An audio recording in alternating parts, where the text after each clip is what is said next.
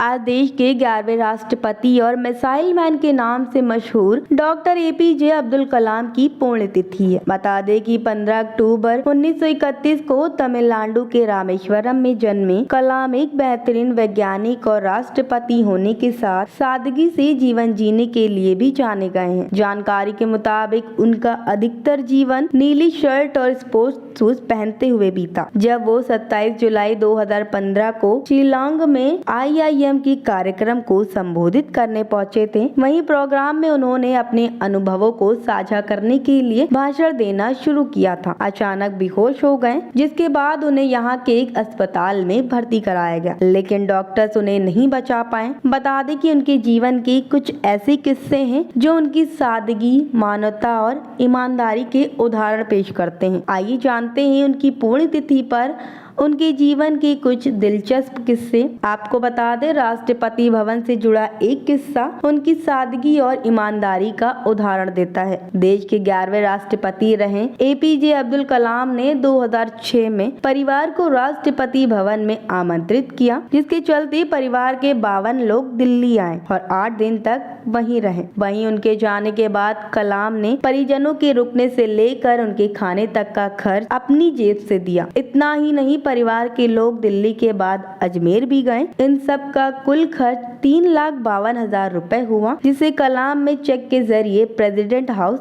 Office को भेजा। जानकारी के मुताबिक एक बार राष्ट्रपति भवन के मुगल गार्डन में टहलने के दौरान उन्होंने एक मोर देखा। वह मुंह नहीं खोल पा रहा था। यह देखने के बाद उन्होंने तुरंत जानवरों के डॉक्टर को बुलाया और मोर की जांच करने को कहा। जांच में सामने आया कि मोर के मुंह में ट्यूमर है, इसलिए वो मुंह नहीं खोल पा रहा है। उन्होंने इसका इलाज कराया। कई दिन ICU में रखने के बाद जब वह पूरी तरह से ठीक हो गया तो मुगल गार्डन में छोड़ दिया गया। आपको बता दें, साल 2000 में कलाम तंजानिया देश की यात्रा पर गए थे। वही यात्रा के दौरान उनको जानकारी मिली कि यहाँ कई ऐसे बच्चे हैं जो जन्मजात हृदय रोगों से जूझ रहे हैं और इलाज न करवा पाने के लिए मर रहे हैं। वही यात्रा से लौटने के बाद उन्होंने उन बच्चों और माओ को हैदराबाद लाने को कहा। जानकारी के अनुसार एयर इंडिया की फ्लाइट से वो सभी हैदराबाद लाए गए। सभी बच्चों की हार्ट सर्जरी हुई, उनकी और माओ के रहने का इंतजाम किया गया। वहीं सफल इलाज के बाद उन सभी को